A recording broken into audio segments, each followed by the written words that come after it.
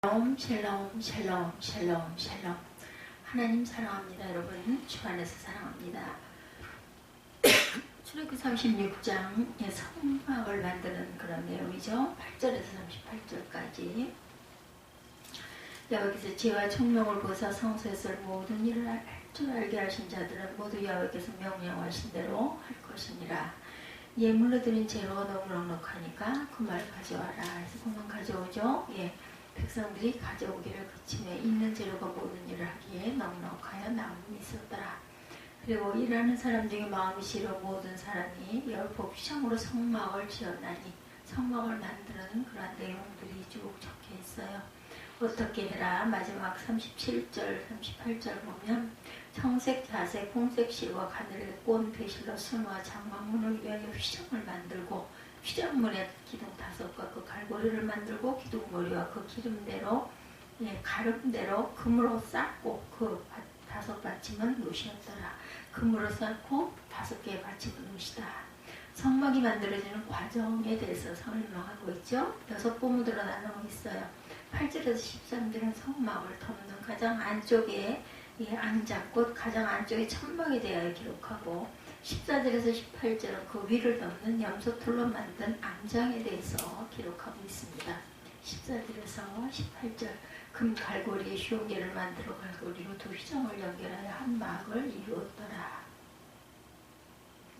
그리고 14절에서 18절 그 위를 덮는 염소털로 만든 암장에 대해서 18절까지 녹갈고리 휘용개를 만들어 휘장을 연결하여 한 막이 되게 하고 붉은 물들인 순양의 가죽으로 막에 덮개를 만들고 해달해 가지고 그 위 덮개를 만들었더라. 덮개에 대해서 19절에 말씀하죠. 그리고 20절에 30절은 성막을 둘러 벽을 형성하게 될 널판에 대해서 기록합니다.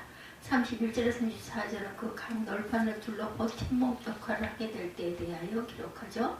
그리고 마지막으로 성소와 지성소를 나누게 될 휘장과 기둥들에 대해서 35절 이하에 기록하고 있어요. 기둥들에 대해서 청색, 자색, 홍색 실과 가늘게 꼰 배실로 휘장을 짜고 그 위에 그룹들을 정교하게 수놓고 조각목으로 4기둥을 만들어 금으로 썼으며 갈고리랑 금으로 기둥에 대 받침은 은으로 부어 만들었으며 청색, 자색, 홍색 실과 가늘게 꼰 배실로 수놓아 장막문을 위하여 휘장을 만들고 휘장문에 기둥 5과 갈고리를 만들고 기둥 머리와 그 가름자를 금으로 쌓고 받침대는 놓으셨더라. 이렇게 증거하고 있습니다. 천으로 치자면 최고급, 정교함을 하자면 최고의 바느질 솜씨로 만들죠. 그렇고 천사의 모양의 수를 정교하게 수놓았다. 여기 천사 모양을 수놓은 것은 하나님께서 천사의 수정을 받는 분이시기 때문일 것입니다. 구약 경륜에서 그는 천사를 그 사역자로 부르시고 계세요. 그 양장의 크기는 매폭의 길이가 28자고 12.6m 정도가 되죠. 그리고 폭은 넉자로 약 1.8m 정도가 됩니다. 이렇게 해서 모두 10폭의 천을 만들도록 되어 있어요. 그리고 각각 5폭씩의 천을 서로 이어서 2벌의 큰 천을 만들어야 한다. 그리고 그 천의 긴 면 끝에 청색실로 각각 50개씩의 골을 만들어서 50개의 금 갈고리로 서로 이어야 한다. 그렇게 해서 성소를 덮는 성막 하나를 완성하게 되는 것이죠. 그리고 그 위에 하는 성막 하나를 더 덮는데 그것은 염소털로 짜 만든 양장이다. 이 막은 모두 11폭으로 만들도록 하고 있습니다. 그리고 그 길이도 처음 암장보다 조금 더 길게 만들죠. 아까는 28규빗이었는데 이것은 30규빗입니다. 그리고 하나는 5폭을 한 벌로 만들고 다른 하나는 6폭을 한 벌로 만든다. 그 6번째 폭의 절반을 성막 전면에 접어 들이우라고 말하고 있죠. 당연히 나머지 반폭은 후면을 들이우게 되겠죠. 그리고는 50개의 골을 만들고 서로 연결하도록 되어 있죠. 여기서 쓰여지는 갈고리는 금이 아닌 노수로 만들도록 되어 있습니다. 그 가장 안쪽 천보다 2규빗이 더 기니까 양쪽으로 1규빗씩 더 나오도록 되어 있습니다. 그리고 그 위에 2개의 덮개를 만드는데 19절에 보니까 한 개는 수영의 가죽으로 덮개를 만들고 다른 하나는 해달의 가죽으로 그 웃덮개를 만들어라. 수영의 가죽을 쓴 것은 내구성 때문에 해달의 가죽을 쓴 것은 방수를 위함일 것입니다. 20절 이하로 성막의 벽을 위한 널판지에 대한 규례가 나오죠. 이것을 보면 성막의 사이즈는 어느 정도 짐작할 수가 있는데 예, 길이가 약 4.5m, 폭이 68cm 정도. 이를 보면 성막의 높이는 어느 정도 4.5m가 좀 넘겠죠. 받침대가 있으니까 그리고 각 판에는 한쪽 끝에 2개의 촉을 만들어놔. 이렇게 해서 20개의 판을 만들어서 남쪽 편에 20개의 판을 만들어 북편에 각각 세운다. 남편과 북편에 세우는 것은 지금 성막이 동쪽을 향하고 있기 때문이다. 그리고 그것을 효과적으로 세우기 위해서 각각 받침대 40개씩을 만들게 되어 있는데 모두 은을 부어서 만들었다. 그래서 각 촉에 1개씩 판자가 장당 2개씩의 받침대를 놓게 됩니다. 이로 볼 때 성막의 길이는 판자 20개와 연결되니까 모두 30규빗, 약 13.5m. 상당히 길죠. 그리고 서쪽으로 모두 널판 8개를 세우게 되는데 양 끝에 있는 널판을 특히 2겹의 두께를 두껍게 만들어야 된다. 왜냐하면 모서리 부분은 특히 더 견고하기 때문이죠. 그리고 8개의 판을 위해서 16개의 은받침을 두어야 된다. 그 성막의 폭은 모두 12규빗으로 약 5.4m 정도가 됩니다. 이렇게 각각의 널판으로 이어진 벽이 세워져 있게 되죠. 그렇게 되면 어떻게 되겠어요? 아주 견고하지 못할 거예요. 아마도 받침대가 있고 촉이 거기 끼워져 있다고는 하지만 흔들거리게 될 겁니다. 이에서 각 널판을 견고히 연결시키기 위해서 띠를 뚫게 되는데 그 길이가 31절 이하에 나와 있죠. 갓면에는 띠를 두르게 되는데 그 띠는 장자같이 긴 조각목으로 만들고 각각 5줄로 띠를 두르게 된다. 그리고 그 띠를 끼우게 될 고리들을 만들어서 널판에 부착시켜 놓습니다. 그리고 고리에 조각목으로 만든 장자를 길게 끼우게 되죠. 여기 널판이나 고리 띠는 모두 다 금으로 쌉니다. 그러니까 성막은 부식이 굉장히 강하고 빛이 나면 눈부실 정도로 영광스러운 모습이 될 것이죠. 번쩍이는 금집이 됩니다. 끝으로 35절 이하에 성소와 지성소를 구분시킬 휘장과 그것을 지탱할 기둥 그리고 성소 입구에 세우게 될 기둥과 휘장에 대한 규례가 나와 있어요. 여기 성소 휘장도 청색, 자색, 홍색 실과 가늘게 꼰 배실로 짜서 장을 만들고 그 위에 그룹들을 정교히 수놓아 만듭니다. 그러니까 성소 특히 지성소를 온통 천사들이 호위하는 곳이 될 것이다. 그리고 성소와 지성소 사이에는 4기둥을 세우게 되는데 4기둥을 조각목으로 만들고 금으로 싸서 4은받침 위에 쥐게 될 것이다. 그리고 그 위에 4갈고리를 만들어서 휘장을 아래로 들이웁니다. 그 안에 증거궤가 놓여지죠. 장 바깥 북편에는 상을 놓고 남편의 등대를 놓아서 상과 마주보게 합니다. 입구 쪽에서 보자면 오른쪽에 떡상을 놓고 왼쪽에 등대를 놓게 된다. 오떡, 왼등. 아까 외우는 방법. 마지막으로 성막 입구에 대해 말하고 있는데 그때 청색과 자색, 홍색 실과 가늘게 꼰 배실로 짜서 만들게 되는데 여기에는 그룹 형상의 수를 놓지는 않습니다. 성막 입구는 기둥 5을 세우게 되는데 그것도 조각목으로 만들고 금으로 싸고 그 위에 금 갈고리를 두고 휘장을 내리게 됩니다. 다만 그 받침대는 은이 아닌 노수로 만들도록 하죠. 이렇게 해서 성막이 완성이 되죠. 지금 하나님께서는 이 성막을 왜 만들도록 하셔요? 여기서 집을 짓고 그들과 함께 하시기 위해서죠. 그 집에서 자기 백성을 만나기 위함입니다.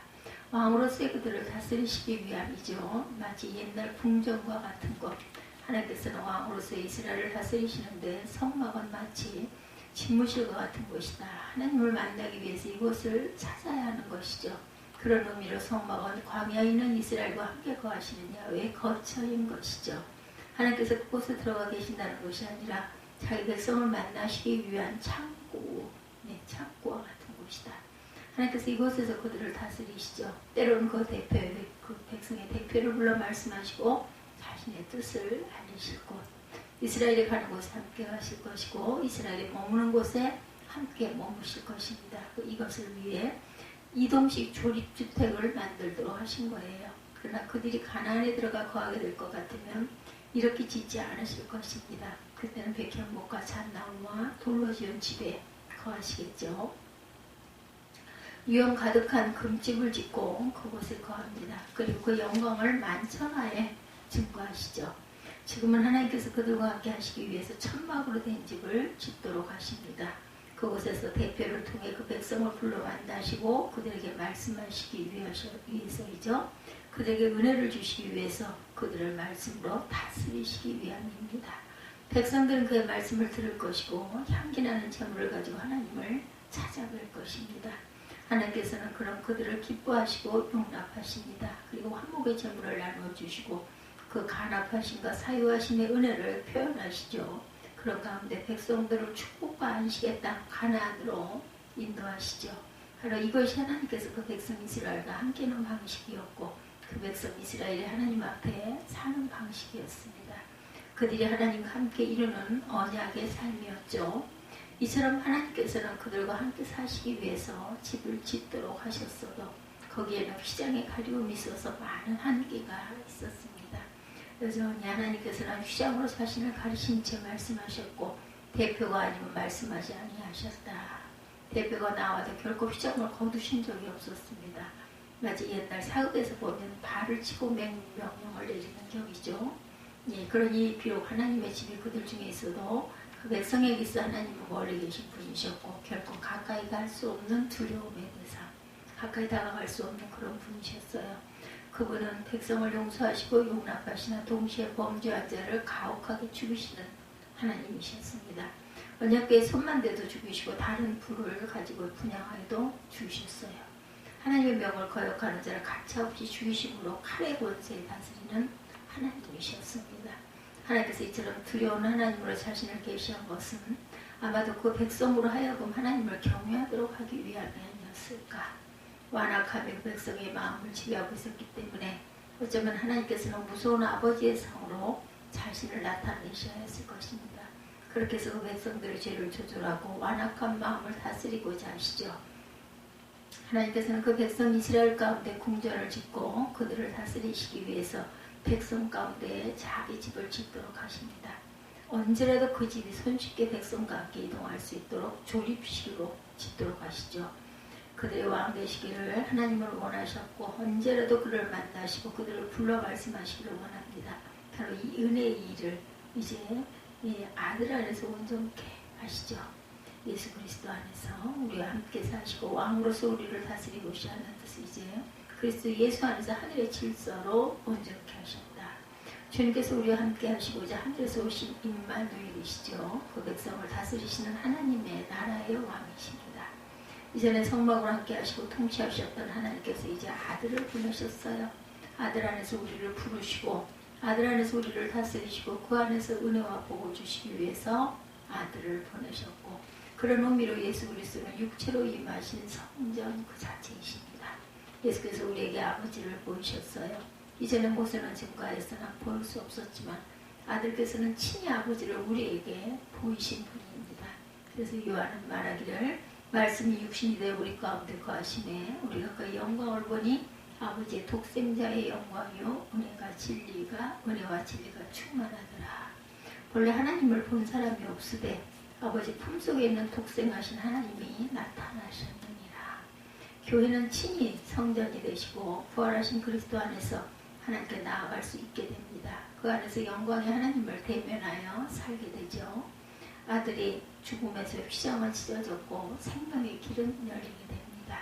땅의 성소가 무너짐으로 하늘 성소가 열리게 되죠. 이제 두루두루 화용검으로 막아섰던 그룹들은 그 길에서 물러서야 되죠. 그 검을 내려놓고 물러나야 합니다.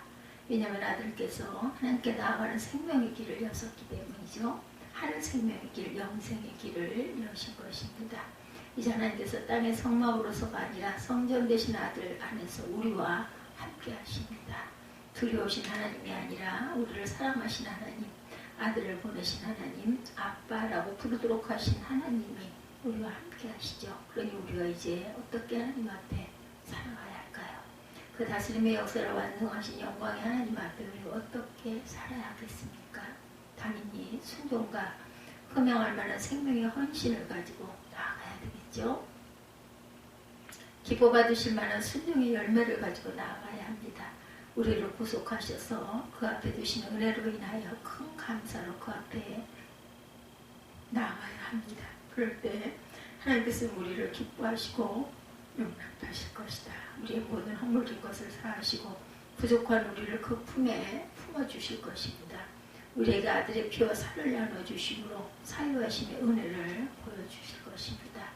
우리가 그 은혜의 상 앞에 나아가는 것처럼 우리는 날마다 그 은혜를 의지하여 은혜의 보좌 앞에 나아가고 베푸시는 은혜를 의지하여 살아가시는 저와 여러분들이 되시기를 주님의 이름으로 축복합니다.